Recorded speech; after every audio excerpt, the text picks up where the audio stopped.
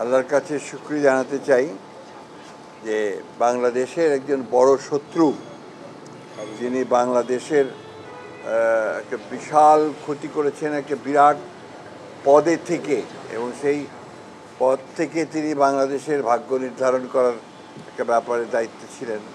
সেখানে তুমি সেই জায়গায় প্রতারণার আশ্রয় নিয়েছেন, জনগণের সঙ্গে প্রতারণা করেছেন, রাষ্ট্রের সঙ্গে প্রতারণা করেছেন। সাবেক বিচারপতি খায়রুল হক সাহেব, তিনি এই তত্ত্বাবধায়ক সরকারের ব্যাপারে যে রায় দিয়েছিলেন, শর্ট যে রায় দিয়েছিলেন সেটা, এবং তার পরবর্তীকালে সেটা যে আপনার পূর্ণাঙ্গ যে রায়, মধ্যে আকাশ আর পাতাল তফাৎ ছিল। এবং সেই যে রায়টা তিনি শর্ট দিয়েছিলেন সেটাও আমরা মনে করি যে এই রাষ্ট্রের বিরুদ্ধে গেছে।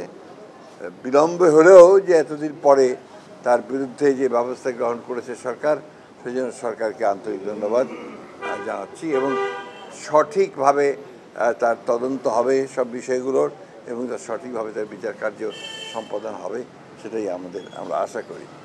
দ্বিতীয়ত আরেকটি বিষয় আছে যেটা খুবই গুরুত্বপূর্ণ আমরা মনে করি।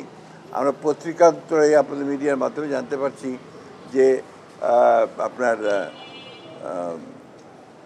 শিশু একাডেমির যে ভবনটি রয়েছে আপনার এই কার্জন উল্টো দিকে, আপনার যে হাইকোর্টের পাশে, সেই ভবনটিকে ভেঙে ফেলার জন্য একটা আপনার কথাবার্তা চলছে, বা এই ধরনের প্রক্রিয়া গ্রহণ করা হচ্ছে, বা একটা প্রস্তাব নেওয়া হয়েছে।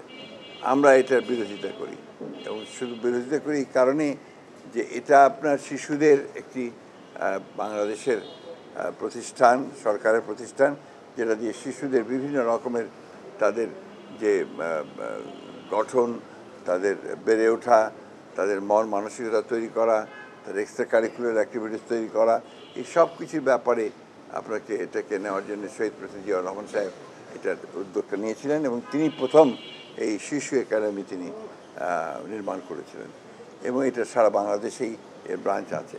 সুতরাং এটাকে ওইখান থেকে সরানোটা আমি মনে করি একেবারেই সঠিক সিদ্ধান্ত হবে না, এবং এ ব্যাপারে আমরা আমাদের খুব স্পষ্ট বক্তব্য যে আমরা চাই না যে শিশু ভবনটি সেই জায়গা থেকে আপনার স্থানান্তরিত করা হোক, বা সেটাকে অন্য জায়গায় দেওয়া হোক। এটা আমার মনে হয় যে জাতি গঠনের ব্যাপারে এটা একটা বাধা হয়ে দাঁড়াবে বলে আমরা আশা করি। এটাই। রাজনৈতিক সংকটের জন্য তো খায়রুল হক দায়ী ছিল নিঃসন্দেহভাবে।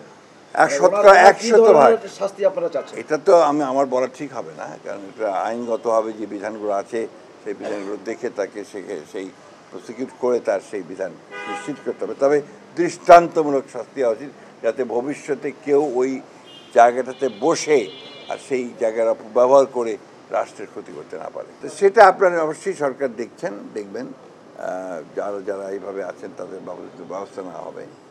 না, ওনার রায়ের পরেই আমার যেটা হয়েছে সেটা হচ্ছে যে আপনার আমাদের তত্ত্বাবধায়ক সরকার বিধানটা বাতিলকে পার্মানেন্ট করা হয়েছে, এবং যেটা বাংলাদেশের পরবর্তীকালের যত রকমের আপনার রাজনৈতিক সংকট তৈরি হওয়ার, সেই সংকটগুলো তৈরি হয়েছে এবং জাতি ক্ষতিগ্রস্ত হয়েছে।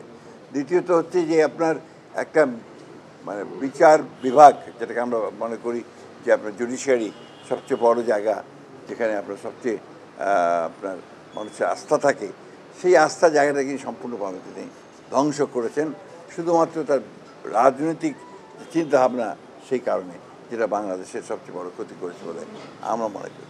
Thank you.